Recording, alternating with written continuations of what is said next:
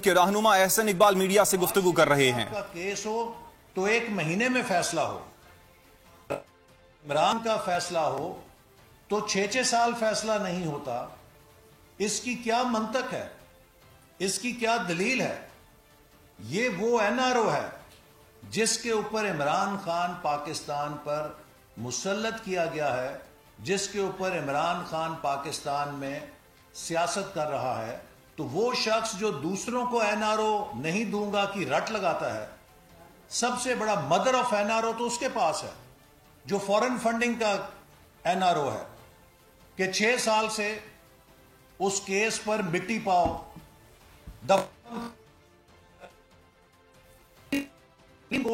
کہ اس کیس کا میرٹ پہ فیصلہ کیا جائے۔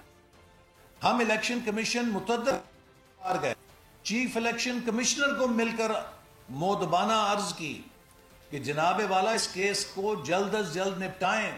6 سال میں تو پوری دنیا سے کیا مریخ سے بھی اگر اکاؤنٹ ہو تو وہ بھی پڑتال ہو کر واپس آ جاتے ہیں۔ اسٹیٹ بینک کی رپورٹ ریکارڈ پہ موجود ہے کہ عمران خان نے اپنے درجنوں بینک اکاؤنٹس الیکشن کمیشن سے چھپائے ہیں۔ درجنوں ایسے اکاؤنٹس ہیں جس میں باہر سے پیسہ آ رہا تھا اور PTI کے لوگ ان پیسوں سے بیرون ملک مقیم پاکستانیوں کے خون پسینے کی کمائی سے یہاں گلچھڑے اڑا رہے تھے۔ ان کا کوئی آڈٹ نہیں ہے، ان کا کوئی حساب کتاب نہیں ہے۔ بیرون ملک مقیم پاکستانیوں کو دھوکہ دے کے کروڑوں روپے حاصل کیے گئے اور وہ پارٹی کے اکاؤنٹ الیکشن کمیشن میں ڈکلیئر نہیں کیے گئے۔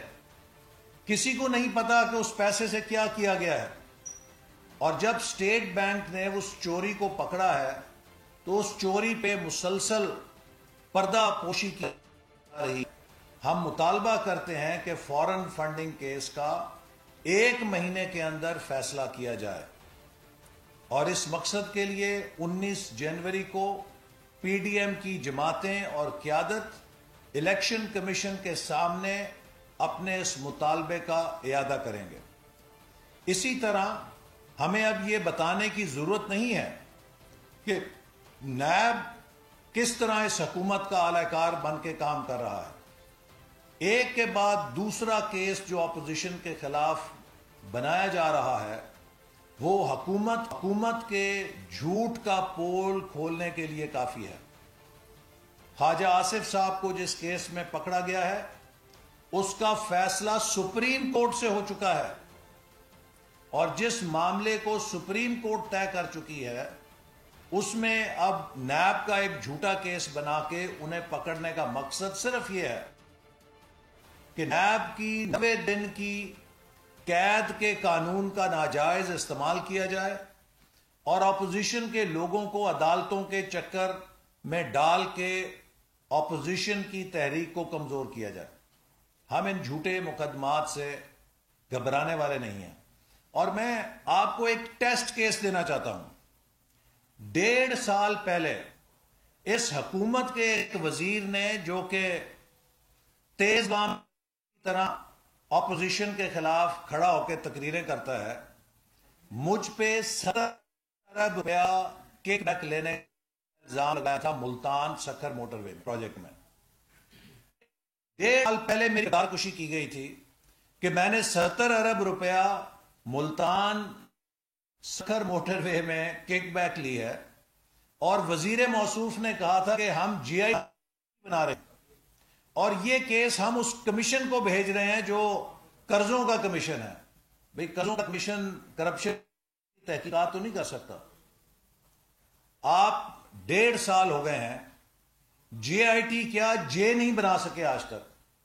اور یہ جو الزام ہے یہ مجھ پہ نہیں تھا، یہ الزام چین کی حکومت پہ لگایا گیا، اس لیے کہ ملتان سکھر موٹر وے کی ساری فنڈنگ چین کی حکومت نے کی تھی، اور براہ راست چینی کانٹریکٹر کو کی تھی۔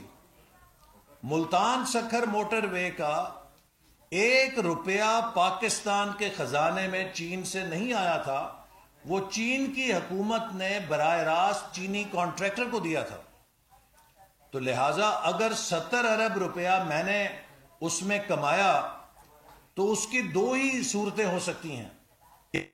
یا کہ حکومت نے مجھے کمیشن دیا, یا چین کی حکومت کی مقررہ فرم جس نے یہ سڑک بنائی اس نے مجھے کمیشن دیا.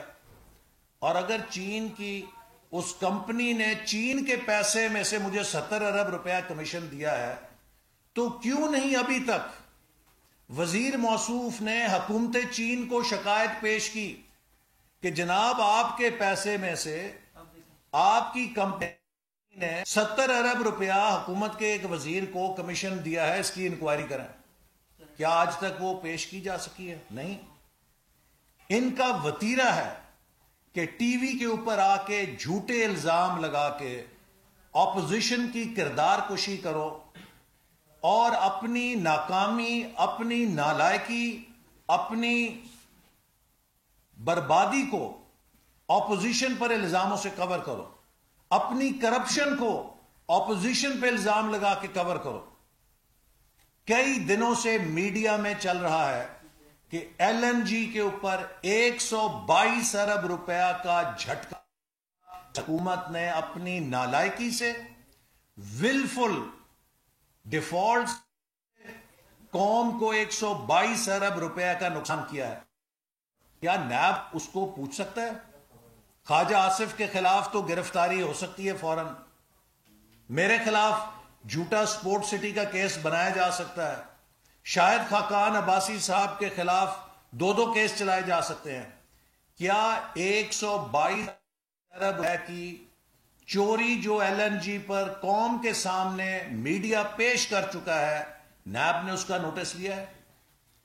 کیا وہ 400 ارب روپے کی چوری جو آٹے اور چینی سکینڈل میں ہوئی ہے, ایف آئی اے نے جو رپورٹ خود حکومت کے وزیروں کو نامزد کر کے پیش کی تھی, آج تک اس کے اوپر کوئی کارروائی ہو سکی ہے؟ بی آر ٹی پشاور جس کے بارے میں پشاور ہائی کورٹ کے چیف جسٹس نے انکوائری کا حکم دیا, آج تک اس پہ نیب اور ایف آئی اے کوئی کارروائی نہیں کر سکے. پاکستان کی تاریخ کا سب سے بڑا ڈیولپمنٹ سیکٹر کا scandal B R T Peshawar ہے, لیکن وہ سارے معصوم اداکار ہیں جو اس کے ذمہ دار ہیں, چونکہ وہ سلیکٹڈ ہیں. تو جتنی کرپشن اس حکومت نے کیا ہے, شاید پاکستان کی تاریخ میں اس کی مثال نہیں ملتی. کہ گندم پیداوار ہوئی ہے, مارکیٹ میں آئی ہے, اور 15 دن کے اندر آٹے کا بحران پیدا ہو گیا. یہ کبھی ہوا نہیں, دنیا میں نہیں ہوا کہ ایک فصل مارکیٹ میں آئے, تازہ پیداوار آئے اور 15 دن میں اس بحران تھا. سمگلنگ کرائی ہے اور حکومت کے بڑوں نے سمگلنگ کرائی ہے. کوئی اس کی انکوائری کر سکتا ہے؟ ڈالر راتوں رات 25 روپے گرا دیا جاتا ہے, اس میں کروڑوں اربوں روپے کمائے جاتے ہیں, اور ایک دن پہلے مارکیٹ سے سب لوگ ڈالر اٹھا لیتے ہیں, پھر ایویلیویشن کرتی ہے. کیا کبھی کسی نے اس کی انکوائری کی ہے؟ پاکستان کے لیے ہاٹ منی 13% پالیسی ریٹ رکھ کے دنیا سے مہنگا ترین پیسہ پاکستان میں لایا جاتا ہے, اور بیرونی فنڈز کو منافع دیا جاتا ہے, پاکستان کی معیشت تباہ کر دی جاتی ہے. کیا اس ہاٹ منی کو کون لایا, کس کی جیبوں میں پیسہ گیا؟ نیب نے کبھی اس کی انکوائری کرنے کی زحمت گوارا کی ہے؟ تو یہ پاکستان میں جو ناٹک ہے, اور یہ جو صبح وزیر ہوا بازی فرما رہے تھے, دنیا کا کوئی اور ملک ہوتا تو ایسے نالائق وزیر کی پریس کانفرنس نہیں تھی, بلکہ جیل کے اندر ڈالا ہونا چاہیے تھا. تم نے غیر ذمہ داری سے پورے ملک کی ساکھ کو تباہ کر دیا ہے, پورے ملک کی ایوییشن انڈسٹری کو تباہ کر دیا ہے, ملک کی قومی ایئر لائن کا بیڑا گرک کر دیا ہے. آج پاکستان کی ایئر لائنز کے یورپ روٹس کے اوپر یورپین ایئر لائنز کو رائٹس دیے جا رہے ہیں. وہ لوگ جو دوہری شہریت کے ساتھ پاکستانی کابینہ میں بیٹھے ہیں وہ پاکستان کے لیے کم اور دوسری شہری ملک کی ہے اس کے لیے زیادہ کام کر رہے ہیں. کیا کوئی غداری کی آواز سنائی دیتی ہے؟ کنفلکٹ آف انٹرسٹ کی آواز سنائی دیتی ہے؟ خاموشی ہے. تو وہ عمران صاحب کہ جو دنیا کے سامنے امانت اور دیانت کی خود کو تصویر قرار دیتے ہیں، ان کے ناک کے نیچے، ان کی چھتری کے نیچے جو کرپشن کے مافیاز اربوں روپے بنا رہے ہیں اس کے اوپر کوئی کارروائی نہیں ہوتی بلکہ عمران صاحب ان کو تحفظ دے رہے ہیں. تو یہ کون سا ایماندار ہے؟ اور میں یہ سوال پھر کروں گا کہ خواجہ آصف سے اگر نیب یہ پوچھ رہی ہے کہ ایسٹس بیونڈ مینز ہیں تو عمران احمد نیازی سے میں یہ سوال بار بار پوچھوں گا کہ عمران احمد نیازی مجھ سے کم انکم ٹیکس دیتا ہے. He pays less income tax than me. میں ایک کنال کے کرائے کے مکان میں رہتا ہوں. مجھے بتائیں کہ میری انکم سے کم انکم والا انسان 300 کنال کے محل میں کیسے رہ سکتا ہے؟ کیا نیب نے کبھی یہ جرت کی ہے یا کر سکتا ہے کہ عمران احمد نیازی سے پوچھے کہ آپ یہ جو 300 کنال کے محل میں رہتے ہیں آپ کی وہ کون سی آمدن ہے جس سے آپ اس کے خرچے پورے کرتے ہیں؟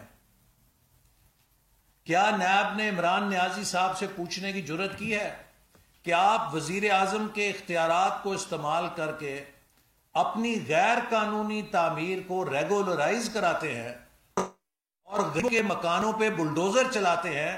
یہ کون سی ریاست مدینہ کا تصور ہے؟ کون سی ریاست مدینہ ہے جس میں خلیفہ تو اپنے غیر قانونی کام کو قانونی کرا لیتا ہے اور اس ریاست کے شہریوں کے کانوں پہ بلڈوزر ڈال دیے جاتے ہیں، ان کی چھتیں اڑا دی جاتی ہیں، ان سے ان کے کاروبار اور ان کے مکان چھین لیے جاتے ہیں کہ آپ کی غیر قانونی تعمیر ہے.